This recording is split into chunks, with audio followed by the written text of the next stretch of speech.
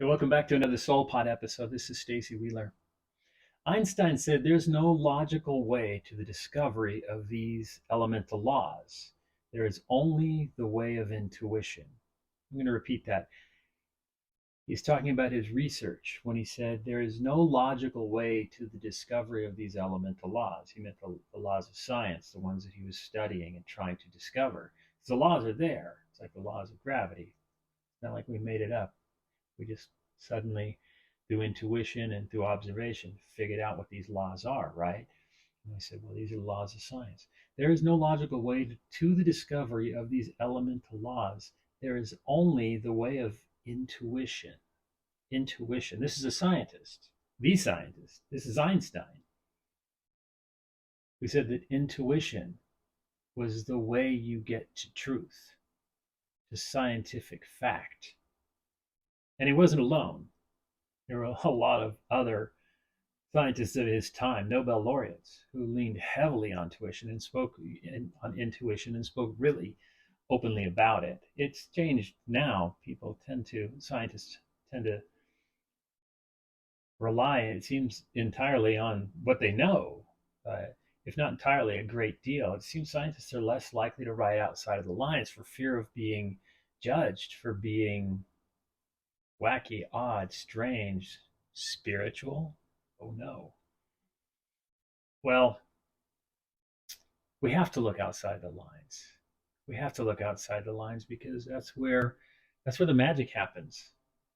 It used to be that things now that we see as science fact may have once seemed like science fiction or just purely bizarre or weird, or there are things you may not even know, things I've talked about on recent episodes of the Soul Podcast that kind of blow my mind.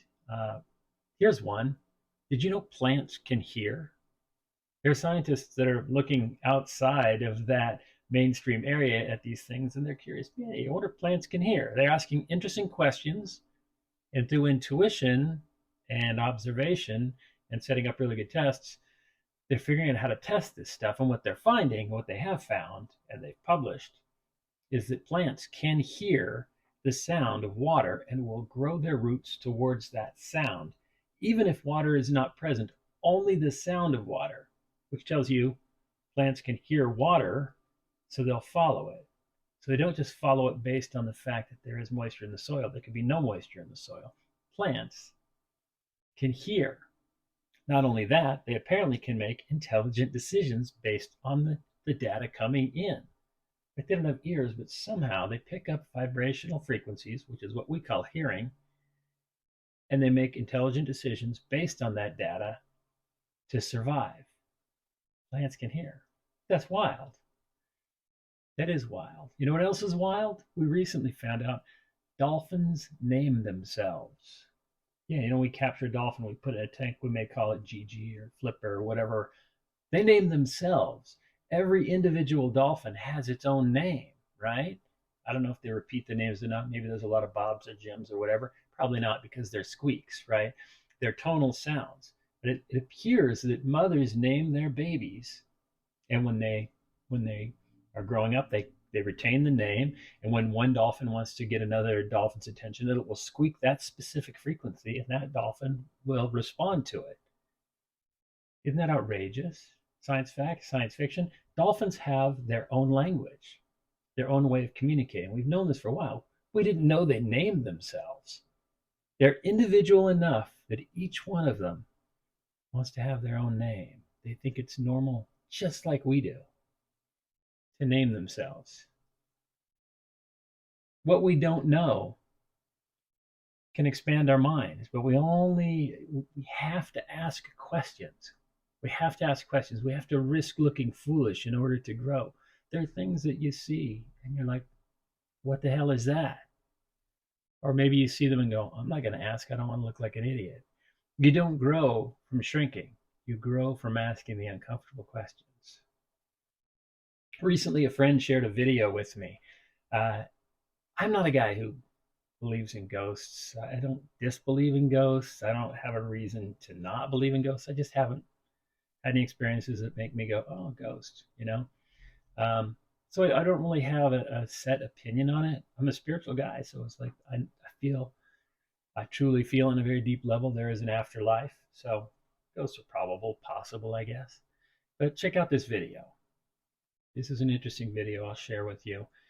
Now, what you're seeing is the garage of my friend Alex. This is where his nephew spent a lot of time with the family, with the grandparents, working on the cars, hanging out, doing guy stuff.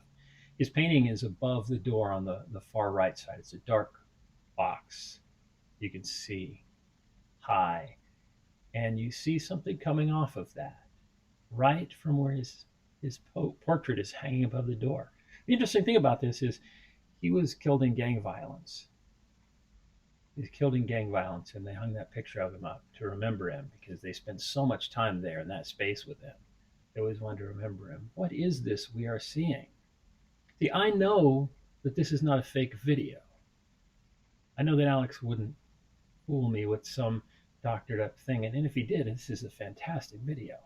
The question is, what is this? What is happening? When I watched this, I was touched by it, partly because I knew the backstory, but there's something about the movement of this cloud, this apparition, this whatever it is, that has a nature of curiosity to it. There's something human about it. Maybe not, but there are definitely follow up questions, aren't there? There are follow up questions. When you see something that we don't understand, you have to say, what is that? What is that? Is that Alex's wonderful nephew stopping by to visit in the middle of the night and triggering the cameras accidentally? If not, I don't know what it is. I don't know how to explain it. But wouldn't that be a beautiful explanation if it were true? Just like the fact that dolphins name each other. Isn't that beautiful? When we ask challenging questions about strange things, we sometimes find beautiful answers. Beautiful answers. This is just such a wonderful world we live in, full of wonder and mystery and beauty. And we only get to see it if we're looking for it, if we've got our eyes open to it and our hearts open to it. You know,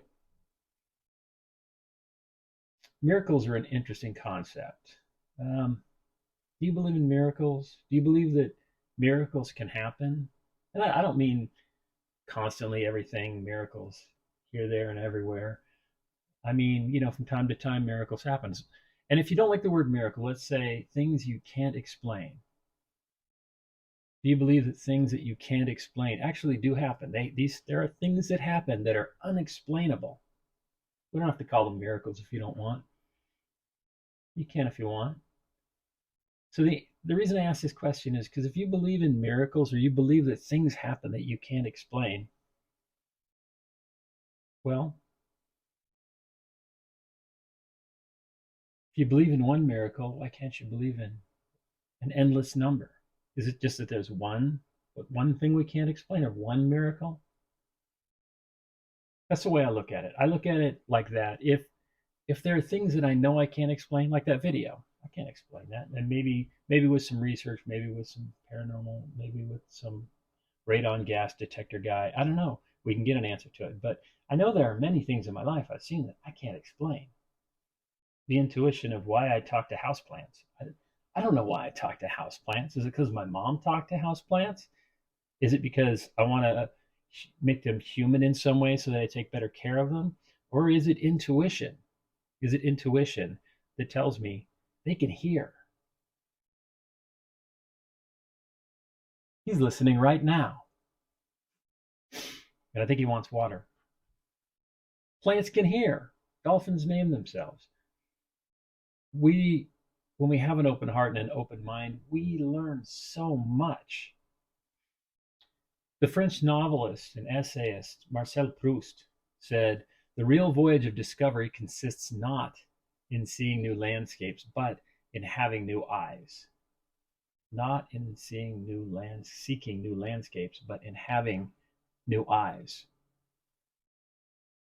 When you have new eyes, when you squeegee those old ones that are getting glossed over by too much belief in hard facts, it opens your heart up to learning things that maybe you didn't know before. like dolphins name each other and they have their own individual language. So enter the world with new eyes. Walk around today with new eyes and an open heart and look for look for beauty in the world. What we don't know. But when we watch, sometimes we find out that there's a lot more to know.